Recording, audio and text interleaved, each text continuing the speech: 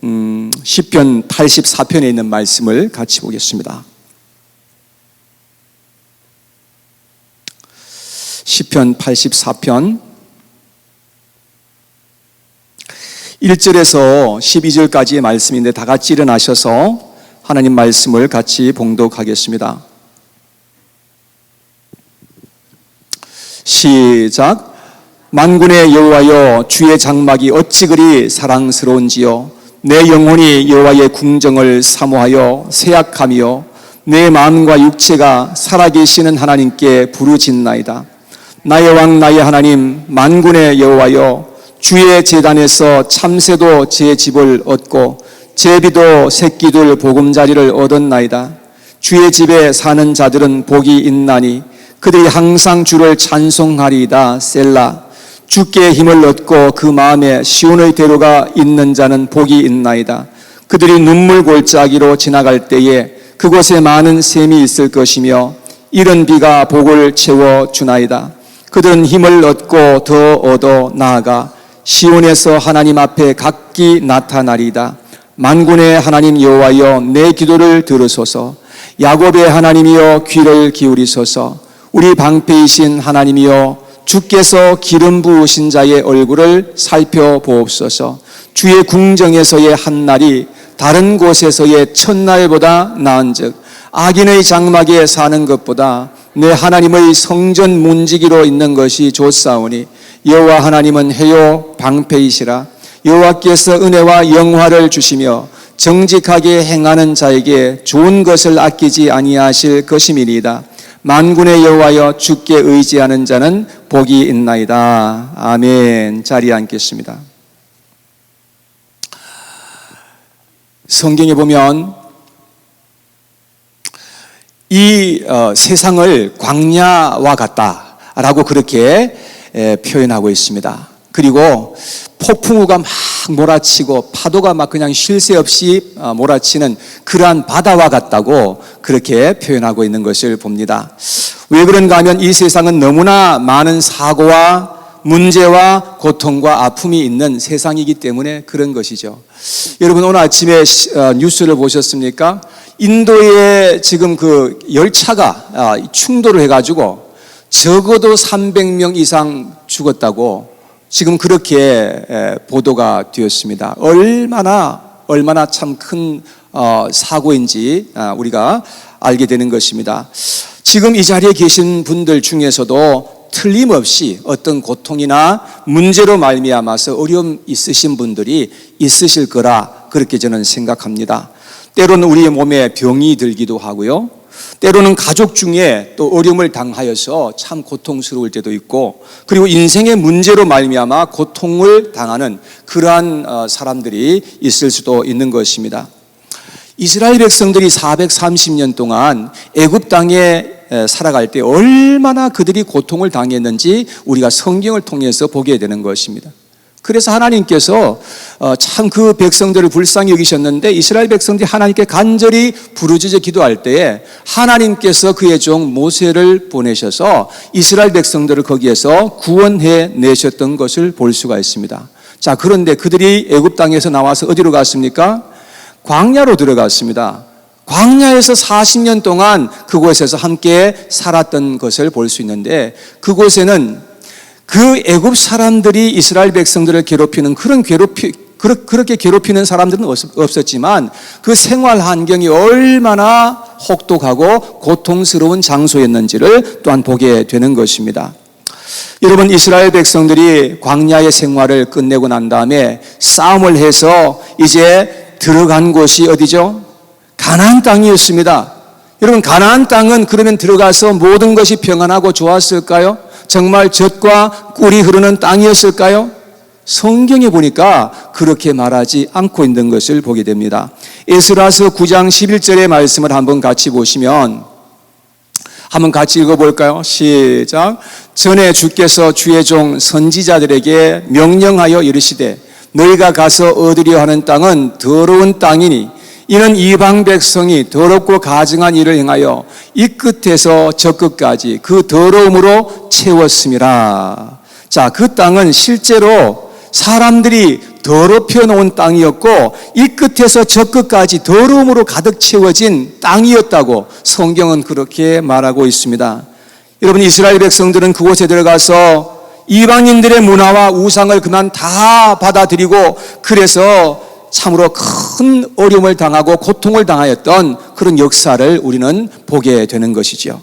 그들이 어디를 가서 살든지 고통이 있었고 문제가 있었던 것을 우리는 보게 되는 것입니다. 자, 그러면 여러분과 제가 지금 사는 이 세상은 어떤 것일까요? 이 세상을 우리가 바라볼 때 겉으로 볼 때는 참으로 화려하고 참 좋아 보이는 것들이 너무 많습니다. 그러나 실제로 이 세상은 너무나 무서운 세상이고 고통이 많은 세상이라는 것을 깨닫게 되는 것입니다. 지난 5월 8일 달라스에서 총기 사건으로 말미암아서 8명의 아까운 목숨을 앗아갔습니다. 2023년 미국에서 일어난 201번째 총기 사건이었습니다. 그런데 더욱더 놀라운 것은 믿을 만한 자료에 의하면 2023년 1월 달부터 5월 8일 그 사이에 5개월 사이에 미국에서 총기 사건으로 말미암아서 죽은 사람의 숫자가 14,000명 이상이라고 그렇게 보도되었습니다. 여러분, 이 내용은 뉴스에 나온 내용입니다. 지금 미국은 마치 전쟁터와 같이 매일같이 사람들이 죽어나가고 있는 것을 보게 됩니다. 그리고 말할 수 없이 이 미국 땅이 더럽고 추악한 일들이 온 땅에 가득하게 덮여버린 그러한 상황이 되었음을 우리가 알게 되는 것입니다. 이러한 세상에 살아가는 우리들에게 반드시 필요한 것은 영적인 안식처이라고 하는 것입니다. 우리가 가서 영적으로 힘을 얻고 쉼을 얻고 도전을 받을 수 있는 영적인 안식처가 필요한 것입니다. 그곳은 세상에서 유일하게 한 곳인데 바로 교회이라는 것을 믿으시길 바랍니다. 오늘 본문에 보면은 고라 자손이 쓴 시편이 나오는데요. 고라 자손은 1절과 2절에 이렇게 말했습니다. 한번 같이 읽어보겠습니다. 1절, 2절 같이 시작. 만군의 여호와여, 주의 장막이 어찌 그리 사랑스러운지요. 내 영혼이 여호와의 궁정을 사모하여 새약하며 내 마음과 육체가 살아계시는 하나님께 부르짖나이다. 그는 하나님의 장막이 얼마나 사랑스럽게 느껴지는지 그 장막이 너무나 사랑스러워서 감탄하고 있는 것을 봅니다. 그리고 그 영혼이 여호와의 궁정을 쇠약할 만큼 그렇게 사모하였다고 그는 고백하고 있는 것입니다. 고라 자손이 말하는 주의 장막 그리고 여호와의 궁정은 성전을 가리켜서 말하는 것이지요. 고라 자손은 성전을 그렇게 사모했던 것을 볼 수가 있습니다. 여러분, 그러면 왜 고라 자손이 이렇게 성전을 사모했던 것일까요? 여기에 대해서 몇 가지 여러분들과 말씀을 나누면서 은혜 받는 시간 되기를 원합니다. 첫째, 그곳은 하나님께서 함께 하시겠다는 약속이 있었기 때문이었습니다. 고라 자손이 성전을 그렇게 사모했던 것은 성전이 너무나 아름다워서 그렇게 감탄하고 사모했던 것 같지 않습니다. 성전에는 하나님이 함께 하시리라는 약속이 있었고 하나님의 임재하심이 있었기 때문이었습니다. 그런데 구약시대 때에 있었던 성전은 이제 더 이상 존재하지 않습니다. 그러면 우리에게 있어서 성전은 어디를 가리키는 것일까요? 물어보나 마나 교회를 의미하는 것입니다. 예수님께서 이 땅에 오셔서 하신 일이 참 많이 있으시지만 그 중에서 가장 중요한 것은 이 땅 위에 하나님의 교회를 세우신 일입니다. 예수님께서 십자가 위에서 피를 흘리시고 죽으시고 그리고 예수님께서 부활하셔서 성령을 우리에게 보내주심으로 말미암아서 이 땅에 교회가 세워지게 하신 일인 것입니다. 그리고 예수님은 교회와 함께 하시겠다고 내가 영원토록 함께 하시겠다는 그 약속을 하시고 그 약속을 지금 이 시간도 지키고 계시다는 사실을 여러분 기억하시기를 바랍니다. 마태복음 16장 18절에 예수님께서 이런 말씀을 하셨어요. 다 같이 읽어봐요. 시작. 또 내가 내게 이르노니 너는 베드로라. 내가 이 반석 위에 내 교회를 세우리니 음부의 권세가 이기지 못하리라. 자, 예수님이 이 땅에 교회를 세우시고 지키심으로 말미암아서 여기 보니까 음부의 권세가 이기지 못할 것이라고 그렇게 말씀을 하고 있는 것입니다. 다만 우리가 예수님을 믿고 말씀에 따라서 순종해야 하는 것이지요. 예수님은 자신이 세운 교회를 지키시고 보호하신다는 사실을 믿으시기를 바랍니다. 그리고 마태복음 28장 20절에 예수님께서 승천하시기 전에 바로 전에 예수님께서 하신 말씀이에요. 다 같이 읽어봐요. 시작. 내가 너희에게 분부한 모든 것을 가르쳐 지키게 하라. 볼지어다 내가 세상 끝날까지 너희와 항상 함께 있으리라 하시니라. 예수님이 이곳에 우리와 함께 하신다는 사실을 믿음으로 인정하시고 고백하실 수 있게 되기를 바랍니다. 여러분, 믿음으로 고백하시기를 바랍니다. 주님이 우리와 함께 하신다는 것을 알아야 합니다. 사랑하는 여러분, 예수님이 함께 하시는 것을 우리도 사모하고 사랑한다는 것은 너무나 당연한 일이라고 생각하는 것입니다. 고라자손은 성전을 그렇게 사랑하고 너무나 사모한 나머지 영혼이 쇠약할 만큼 그렇게 되었던 것을 볼 수가 있습니다.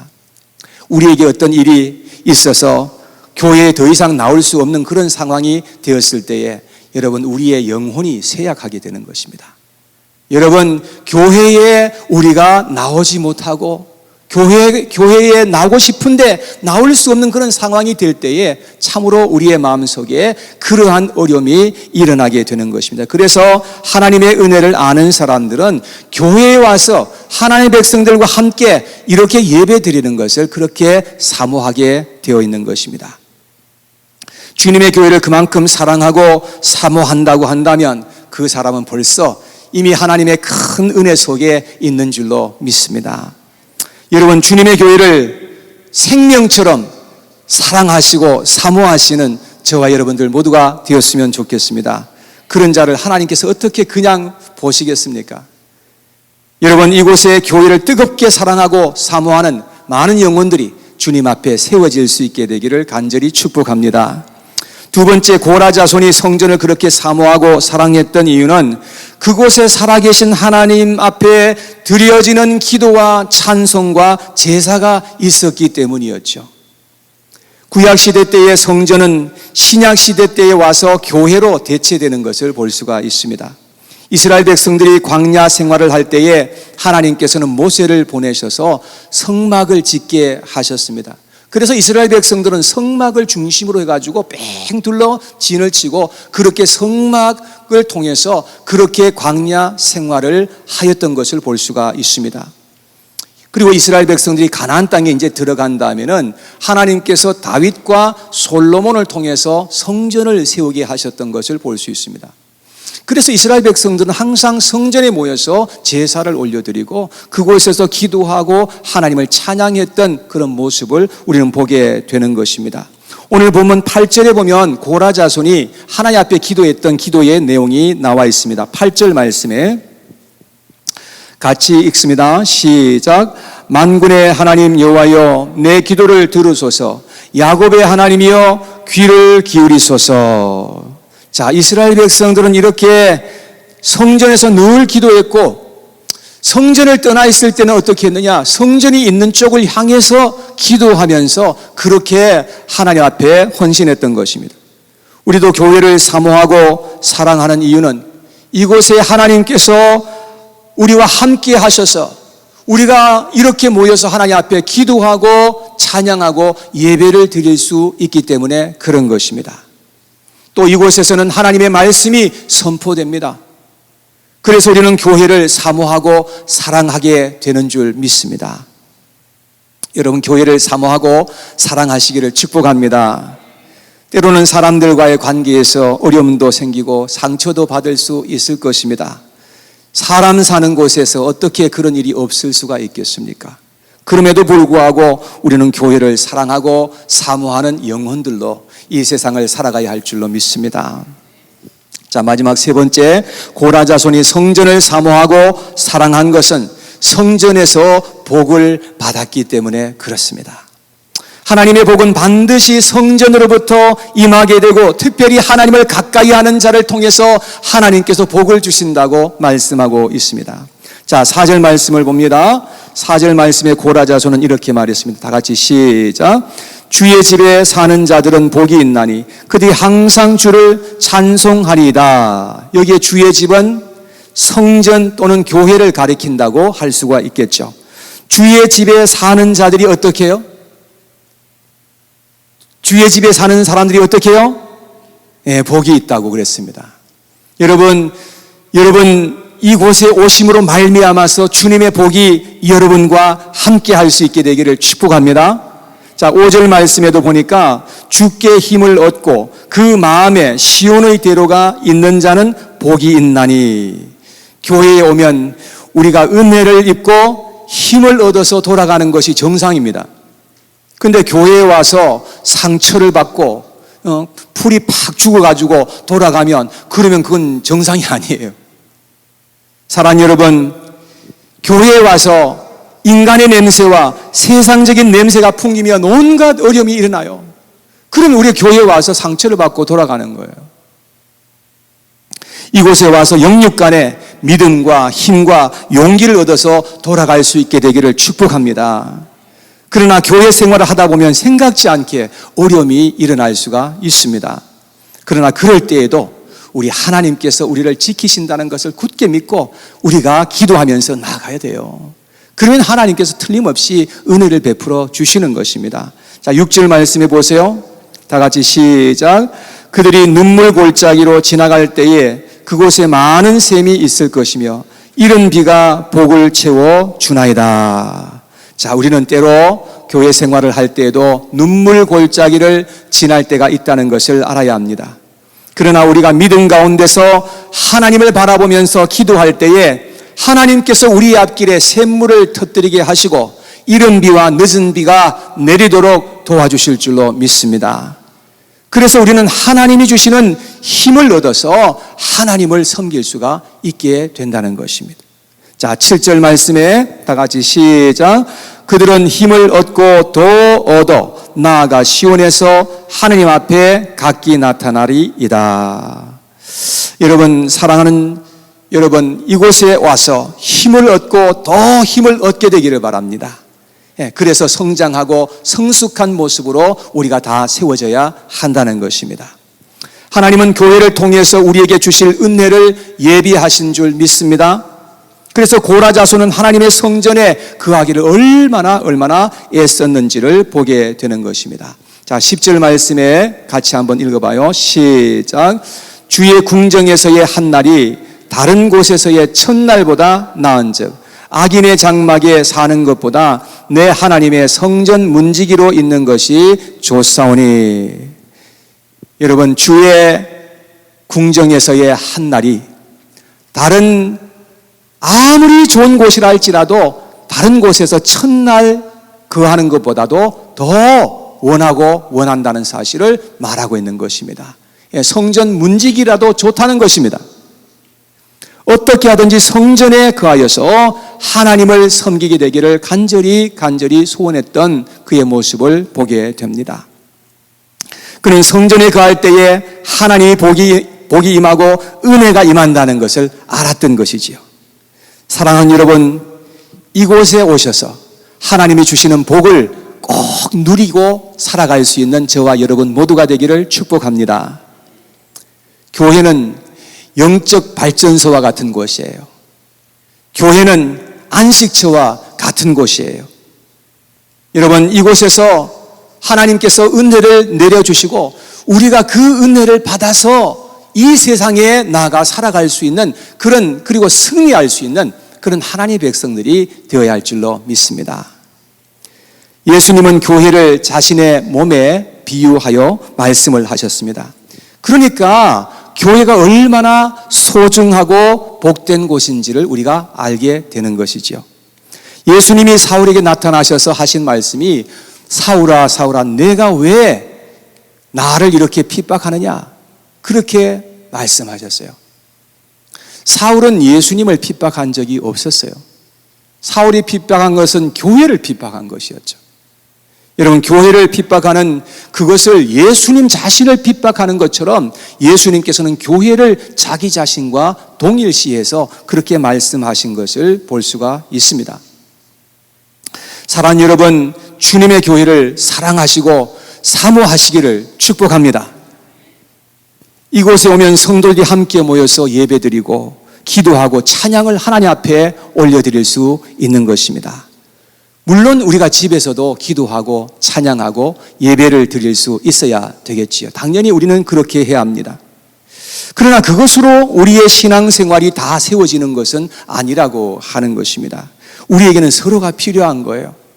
여러분, 혼자서 신앙생활을 잘할 수 있을 만큼 그렇게 훌륭한 사람은 세상에 아무도 없을 것이라 생각합니다. 우리는 다 부족합니다. 그래서 우리는 교회에 와서 함께 하나님 앞에 예배드리고 기도하고 서로를 섬기는 그러한 삶을 살아가야 한다는 것입니다. 오늘 성경에 보니까 주의 집에 거하는 자들은 복이 있다고 그렇게 말씀을 하고 있습니다. 그래서 우리는 교회에 자주 와서 교회에서 생활을 하도록 해야 되는 것이 성경적입니다. 그래서 교회는 일주일에 한 번만 오는 곳이 되도록 하지 않는 것이 굉장히 중요합니다. 교회는 자기의 집을 드나들듯이 그렇게 드나드는 것이 사실은 성경적이고 그렇게 해야 사실은 건강한 것입니다. 왜냐하면 교회를 주님의 집이라 했으니까. 여러분, 여러분들의 집은 가끔 가다 한 번씩 가십니까? 아니 매일같이 여러분 집에 가십니까? 집은 매일같이 가는 곳이 집이에요. 초대교회는 매일 모여가지고 예배드리고 같이 식사하고 그리고 같이 섬기면서 공동체의 그런 삶을 나누었던 것을 볼 수 있습니다. 그러나 우리가 매일 교회에 모이지는 못한다 할지라도 일주일에 한 번 오는 것은 턱없이 부족하다는 것을 우리가 깨닫게 되는 것이죠. 그래서 우리가 처음에는 일주일에 한 번 교회에 오다가 조금 지나서는 일주일에 2번씩 오고 그리고 조금 더 지나서 발전해서 3번씩 오고 이렇게 올 수 있다면 얼마나 좋을까요? 하나님께서 엄청 좋아하시겠죠. 그리고 이 목사는 얼마나 좋아할까요? 여러분, 이제 말씀을 마무리하면서 히브리서 10장 25절에 있는 말씀을 같이 한번 읽어보겠습니다. 시작. 모이기를 패하는 어떤 사람들의 습관과 같이 하지 말고 오직 권하여 그 날이 가까움을 볼수록 더욱 그리하자. 오늘날 교회에서 모이는 것을 패하면 안 됩니다. 여러분, 코로나 상황 때에 정부는 교회를 폐쇄하기를 원했습니다. 그리고 실제로 캘리포니아 주 같은 곳에는 교회를 폐쇄하라고 명령까지 내렸었습니다. 그런데도 불구하고 교회를 폐쇄하기를 원치 않았고 어떤 교회들은 계속해서 함께 모여서 예배를 드린 그런 교회들도 많이 있습니다. 우리 반석교회도 한 번도 예배를 폐쇄한 적이 없었습니다. 성경은 분명히 말씀하기를 세상의 마지막이 다가올수록 더욱더 모이기에 힘쓰라고 우리에게 말씀하신 것을 우리는 기억해야 하겠습니다. 그리고 우리가 힘들지만 자주 모여야 하는 이유에 대해서도 계속해서 말씀해 주고 있는데 히브리서 10장 23절에 보면은 우리가 믿는 도리의 소망을 움직이지 말고 굳게 잡으라. 여러분, 우리가 그렇게 하지 않으면 우리의 믿음을 지킬 수가 없으니까. 그래서 믿는 도리의 소망을 굳게 잡으려면 우리가 함께 모여야 한다는 것을 알게 되는 겁니다. 그리고 24절에도 말씀하시기를 서로 돌아보아 사랑과 선행을 격려하며 그랬습니다. 여러분, 절대 우리는 나 중심, 내 가족 중심으로 살아서는 안 됩니다. 우리는 어떻게 하든지 다른 사람들을 돌아보고 사랑과 선행을 통해서 서로를 섬기고 격려하는 삶을 우리가 살아갈 수 있도록 해야 될 것이라고 그렇게 말씀을 하고 있는 것입니다. 나 혼자 잘 살면 무슨 재미입니까? 같이 잘 살아야죠. 그렇지 않습니까? 그러므로 우리는 주님의 교회를 영적 생활의 중심으로 우리가 삼아야 합니다. 그리고 우리는 주님의 교회를 사모하고 사랑하고 교회를 아끼는 그러한 사람들이 되어야 합니다. 지금 저는 저희들 교회에 참 열심으로 이렇게 교회를 아끼고 사랑하면서 섬기는 분들의 모습을 보면서 참 감사하기도 하고 제가 도전을 받기도 합니다. 참 그러한 분들이 만약에 없다면 교회가 어떻게 지금 유지될 수 있을까라는 생각을 해요. 우리 한 사람 한 사람이 교회를 그렇게 뜨겁게 사랑하고 교회를 아끼고 그렇게 섬기는 분들이 계셔서 하나님께서 그러한 분들을 세우셔서 하나님의 교회를 지금까지 인도해 가신다고 저는 그렇게 믿습니다. 그리고 교회를 위해서 우리가 함께 기도하고 교회가 건강하게 세워질 수 있도록 어떻게 하든지 그렇게 우리는 함께 우리가 앞으로 전진해 나가는 하나님의 교회가 되어야 될 줄로 믿습니다. 사랑하는 여러분, 교회는 세상의 유일한 소망입니다. 여러분, 이 세상에 교회와 같은 곳은 없습니다. 주님께서 세우신 이 교회, 교회를 통해서 하나님께서 하실 일이 있다는 것을 여러분 꼭 기억하시고 이 교회 공동체를 함께 아름답게 건강하게 주님께서 원하시는 뜻 가운데 세워가는 그런 우리 공동체 모든 성도님들이 되시기를 주님의 이름으로 축복합니다.